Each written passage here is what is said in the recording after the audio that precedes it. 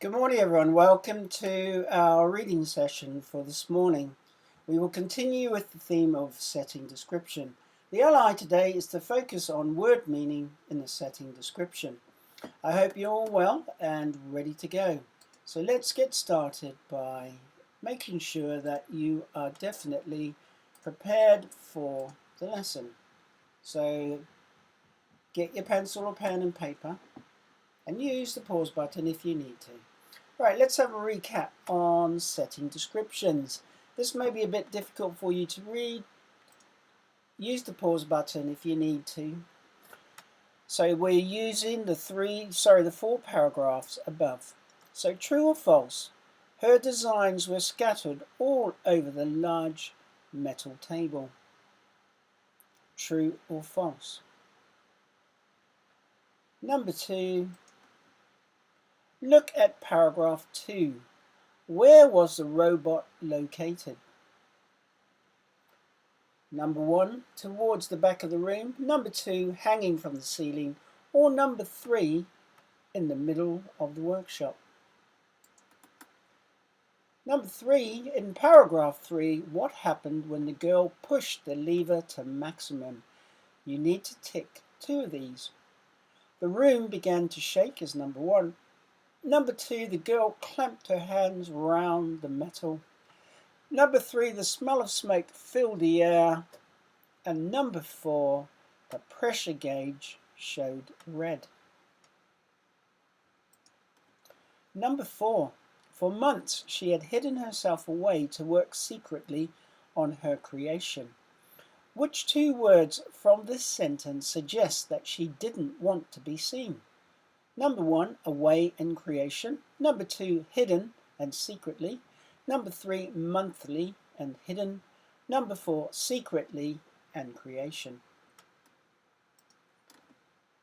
Number 5, tick the adverb that has the closest meaning to suddenly. Number 1, quietly. Number 2, sadly. Number 3, anxiously. Number 4, immediately. And last of all, read the sentence below and tick the option that could replace burst. Steam burst out of the juddering pipes and caused the equipment to shudder and shake even more. Is it number 1 leaked, number 2 erupted, or number 3 moved? So I'll give you a while, give you 10 seconds to finish off if you need a bit of extra time, and then we'll mark the work.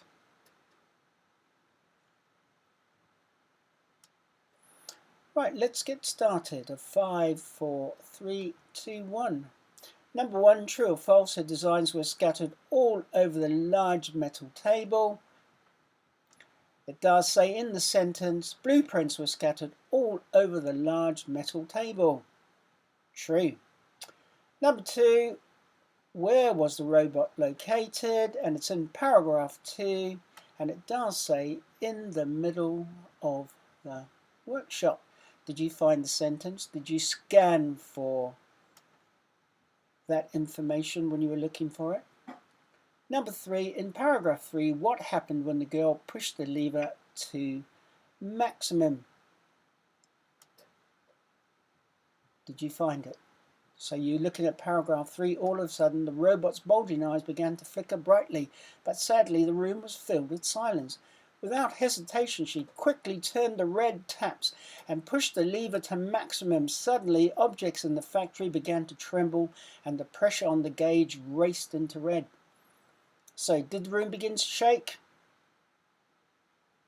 The girl clamped her hands around the metal? No. The smell of smoke filled the air? No. So we would go for number 1 and number 4. Do you agree with that? What do you think? Number 4, for months she had hidden herself away to work secretly. It is number 2, hidden and secretly. Number 4, tick the adverb that has the closest meaning to suddenly. Suddenly goes with number 4, immediately. And the last one, the word that we can replace with burst would be number 2, erupted.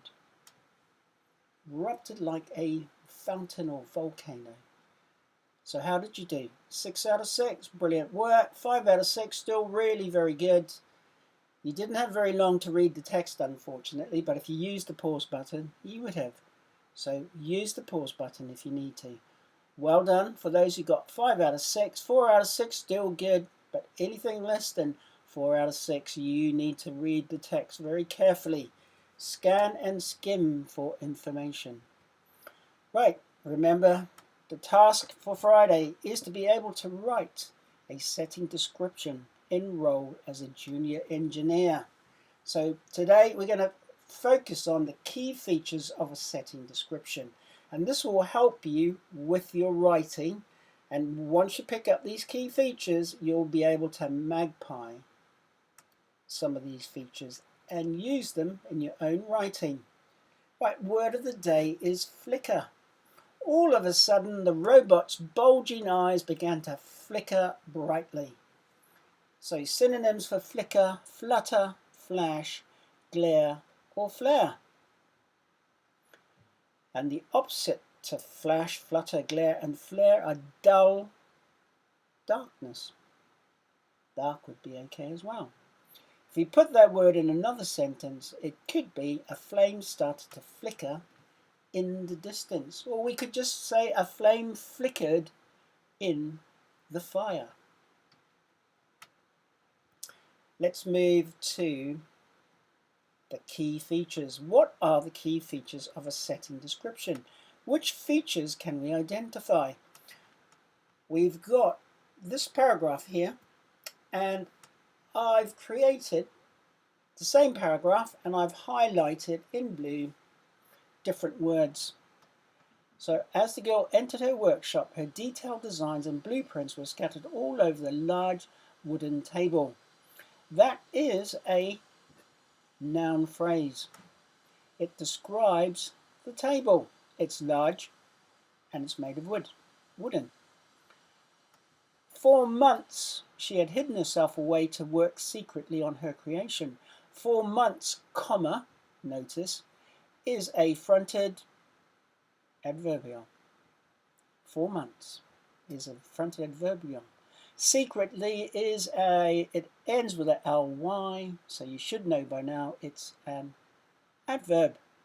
It describes the verb. Well, work is the verb. And how is she working? She's working secretly.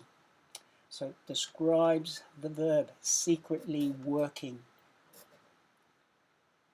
In the next sentence, across the floor, comma, that is another fronted adverbial. How do we know? Well, it's at the front to begin with, and it gives us a location of where this is happening. The next group of words highlighted in the center of the workshop, comma. Another, it's at the front of the sentence, so it's a fronted adverbial. The girl's creative masterpiece. Well, do you notice girl's apostrophe S? Girl apostrophe S is a apostrophe of possession. So the masterpiece or the creative masterpiece belongs to the girl. And below we have the word rapidly, which ends in ly, so we know that it is a adverb. So what is it describing? Well, it's describing how quickly the pistons are pumping. Pistons pumped rapidly. So the pistons are going up and down very, very quickly.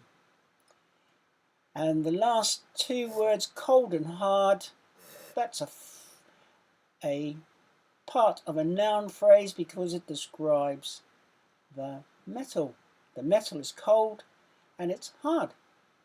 So it's a noun phrase describing the metal. So that's how you break the text down. So that they are the key features of a text. So here, what are the key features of a setting text? Well, you can you describe things using the senses: see, touch, hear, smell. You had answers in the comprehension about what could you smell, what could you hear, and everyone picked up on those answers. So that's using the senses. We've discussed expanded noun phrases already, describing the noun. Adverbs, we know about them because they end in ly and they describe the verb. Fronted adverbials, there are lots of examples on the last page. Prepositions we didn't talk about, but we will. Prepositions give you a location of where something is. Where was the robot? It was in the middle of the room. That is a position. So middle is a position. Top, bottom, left, right is a position. So they are called prepositions. Apostrophe for possession, we did find one on the last activity. And technical vocabulary. We will talk about technical vocabulary shortly. They are very special words used in writing because they are special words that are associated with a particular activity or topic or subject. So we'll discuss those shortly, and you will think, oh yeah, of course that makes sense.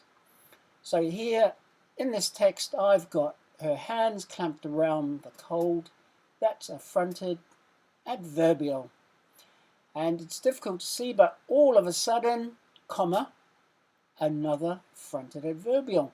And I've underlined robots. It's got robot apostrophe S. Well, that's a apostrophe of possession. The bulging eyes belong to the robot. And flicker, well, flicker goes with describing senses. That's something related to something someone can see, flicker brightly. I've got hesitation. Without hesitation is another fronted adverbial. They are giveaways because after the hesitation it has a comma. And not very far away from hesitation, I gather you can see an adverb because it ends in ly. I'm going to jump to those words tremble, juddering, shudder, and shake. Those words are all associated with the senses. Tremble, juddering, shudder, and shake. They are senses involving, could be partly sound, but movement. You'd be able to feel the ground shaking and moving. And finally, the word at the bottom, around. Around is a preposition. It gives you a place or position of where something is happening. So what is happening? Well, screws, pistons, and sprockets sprayed around the room. It means that all those screws, pistons, and sprockets were thrown in the air in lots of different directions, and they're all sprayed around the room. It's a bit like having a hose with water squirting out. You can move the hose backwards and forwards and the water would spray everywhere. Let's look now at the technical vocabulary. In this story, because it's about the girl's creation, the robot, in order to build the robot, she would need different technical things. So blueprints are essentially the plans for constructing or building the robot. Nuts and bolts, you need nuts and bolts to keep the robot in one piece, to tighten pieces that go together. So you need nuts and bolts to tighten everything up and stop them from falling apart, keep them in one part. Pistons are rods that pump up and down and create power and pressure. You saw it in the video. Those things moving up and down are called pistons. And of course, another technical vocabulary is the gauge. You know what happened when the gauge hit red and went beyond red. There was a massive explosion.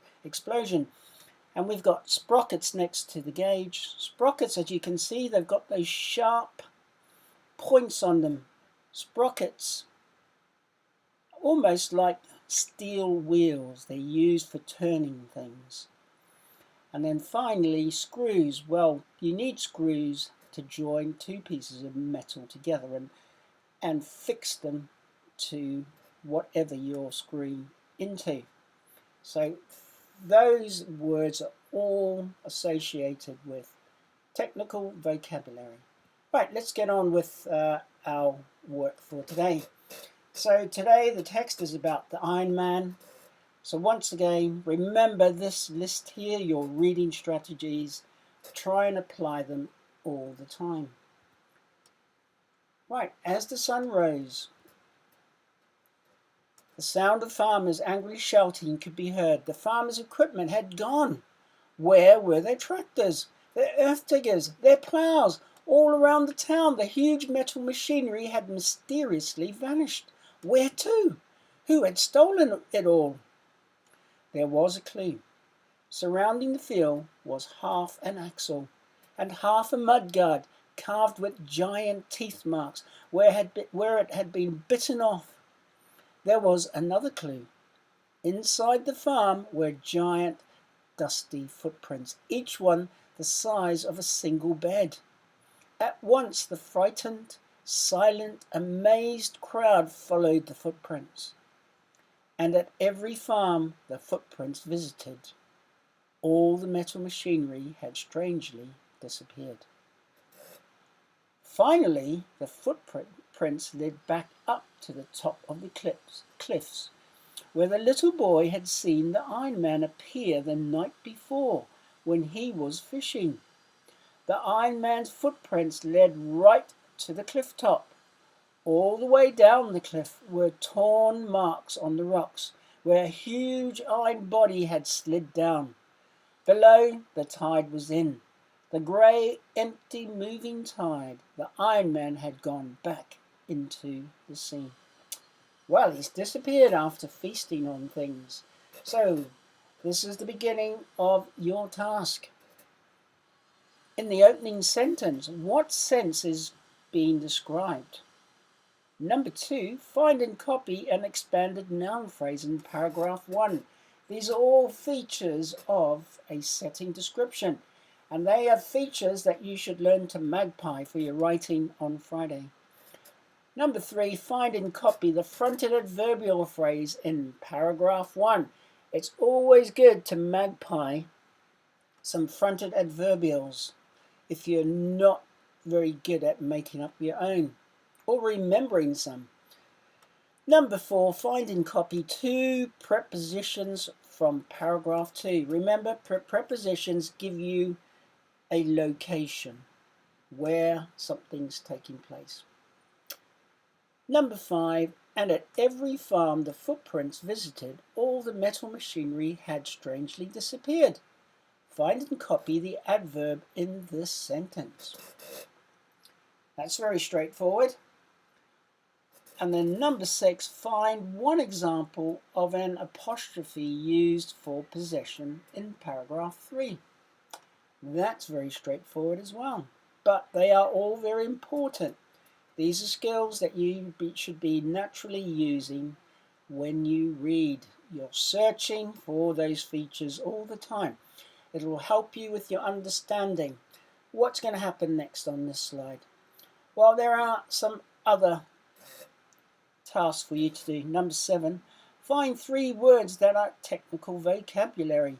So you've got the 2 paragraphs here. Find 3 words that are technical vocabulary. Number 8, write a word that shows the use of apostrophes for possession. That's pretty straightforward. We've had this for a while now. Number 9, write down the adverb used in paragraph 1. Number 10, why does the author use an exclamation mark and question marks in paragraph? I should have put in paragraph 1. So this is number 10 is for paragraph 1. Why does the author use an exclamation mark and question mark in paragraph 1? And finally, number 11, what did the crowd think was strange? What did the crowd think was strange? And that will be it for today. We've got our spelling. Remember the rule. When do you double a consonant? Apply the rule. So last week we had, if it ends in a second to last letter, if it's 2 or more syllables, and the second to last letter is a vowel, and the last letter is a consonant, and the final syllable is stressed, like begin, stressed, you double the last letter, N, and add ing, er. So these rules are all very important. Quite a few people forgot the rules, so when it came to doing this spelling, unfortunately, instead of putting a double R or a double T or a double N, they only put one. You need to remember the rule. Open, in is not stressed, so you do not double the N, you just put ing or ed or er. Enter, enter is not stressed. It's 2 syllables, but it's not stressed. So do not double the R, just put ing or ed. And the new rule this week is the 1-1-1 rule. If it has 1 syllable, 1 vowel, 1 consonant, you can double the N. So run becomes running, but you can't have runned, you change it to ran, but you can have runner. Jog, it has 1 syllable, it has the second to last letter is a vowel, the last letter is a consonant, so you can double the G and add ing or ed or er. Trip is the same. Trip, 1 syllable, second to last letter is a vowel, and the last letter is consonant, so you double the P, add the suffix ing, ed. But not if you have the word pant. The second, it's 1 syllable, but second to last letter is not a vowel, so the rule does not apply. Just add ing or ed or er. Chain. Now, why is this one not being used? Chain is 1 syllable. Should we have chaining and chained? Why is that? Eat changes to eating, ate, eater, and eaten. Why do you not double the T? Can you think about it?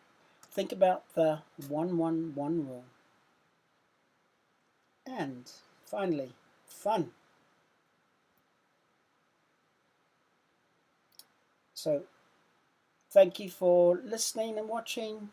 I look forward to seeing your work. Thank you to everyone who's sending in the work and doing a great job of the work that they are doing.